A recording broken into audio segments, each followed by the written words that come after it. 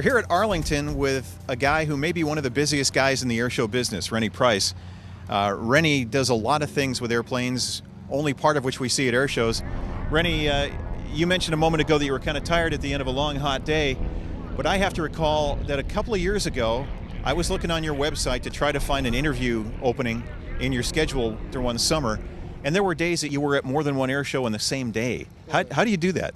Well, some days, it looks good on paper. You think, well, what the heck, I could do it.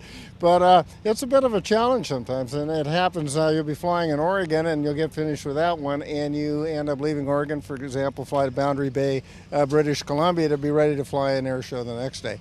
Sometimes it happens where there's a couple of air shows that are fairly close to each other, and you can do it, but that is really the exception. Tell me about your life in aviation these days in general. You're also a commercial airline pilot.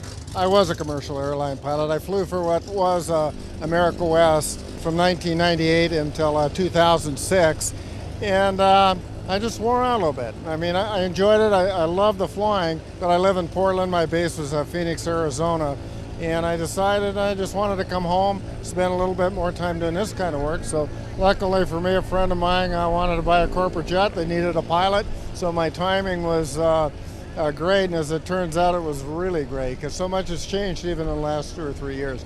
It was a job I love very, very much.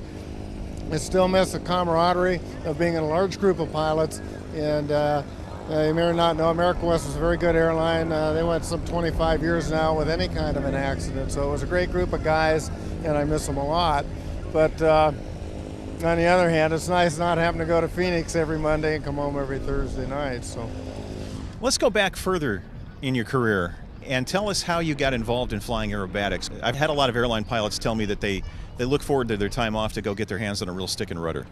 Yeah, that's absolutely true, because airline flying, today the last airplane I flew was an Airbus, and that airplane was designed around the autopilot. It was a fly-by-wire airplane, and you literally, as soon as you got it in here, you coupled the autopilot.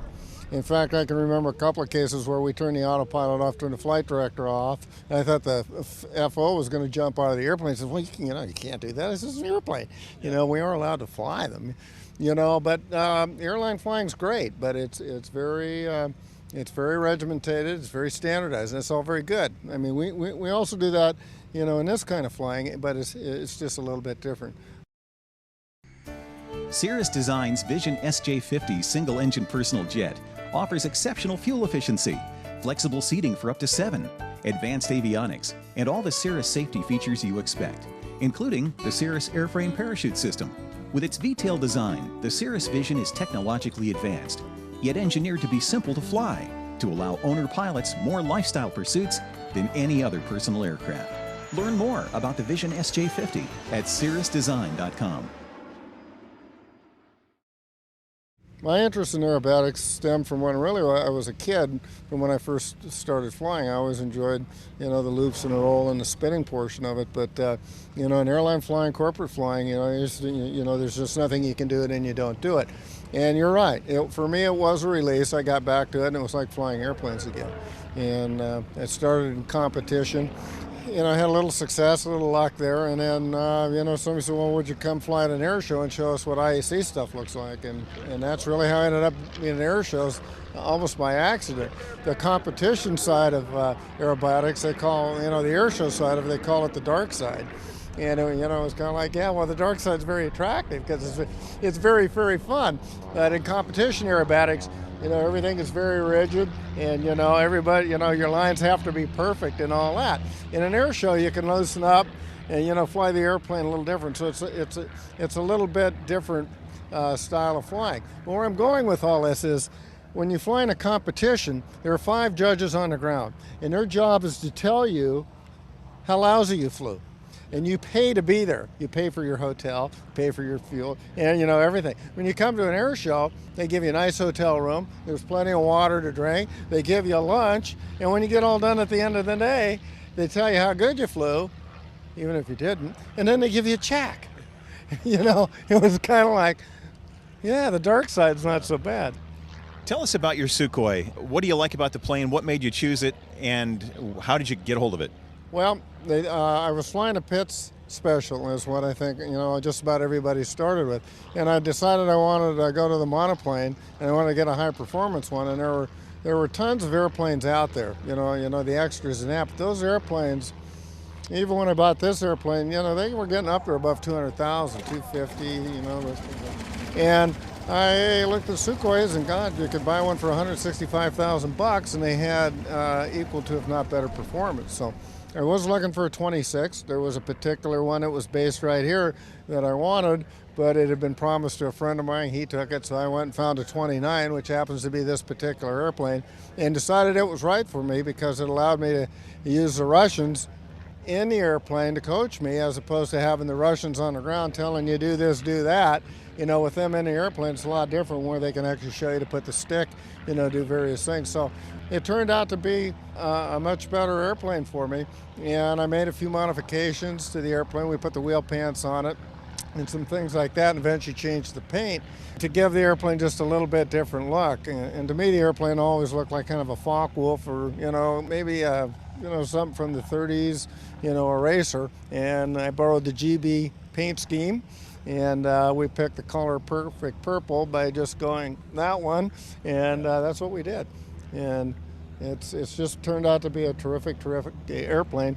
And that engine in it, they've built more of that particular motor than any other engine in the world, so it's relatively to get parts for, and I just can't say enough of good things about it. The beauty of the Release 9 system architecture is that you have two fully redundant integrated flight displays. Each has access to all the systems and data. Providing full redundancy and eliminating traditional reversionary modes, Release 9 allows either display to be configured as the PFD. Now your failure modes are much more manageable because you can continue to fly with the same familiar display symbology without the need to relearn composite modes you don't typically fly with. Avidyne's Integra Release 9 is truly the next generation in fully integrated flight deck technology. You've had a model here that you've used to kind of as kind of a prop in our conversation a couple of times. Tell us about this plane. It looks amazingly like yours. Yeah, it does. And what's neat about this airplane is there's two fellows right here, and these are the guys that made this airplane. It's a father and a son, and they come to a lot of the air shows. And what they do is they build these models, and they bring them to the guys, and we sign them, and they've collected them. And they brought some pictures and showed us. Well, this year they changed it a little bit. They brought the models and actually presented them to us. And I guess one of the questions, what the people say, why do you fly air shows? And I don't have a definitive answer, but I think this is probably it. I don't know if we're trying to be ambassadors, and try to promote aviation. There's that portion of it. It's a lot of fun. There's certainly that part of it. Showing off a little bit, I suppose. It's all mingled in there. But when these guys came up and presented this airplane to me the other day and said, look, we made this for you. This is, I think, the reason why I enjoy air shows so much. I mean, they build this model because they love airplanes. They absolutely love them. It's not the pilot. It's the plane itself. It's the idea of what this represents. And it's phenomenal to me that anybody could create art like this, but then walk up and just hand it to you and say, this is yours. I mean, this is one of the most wonderful things that's ever been presented to me in my life. I mean, I just don't understand how people can be so amazing. And I think that's why I do this. The point I'm trying to make is these people, they just absolutely love airplanes. And if you can turn a kid on like that and get them interested in airplanes, then it's all worth it to me,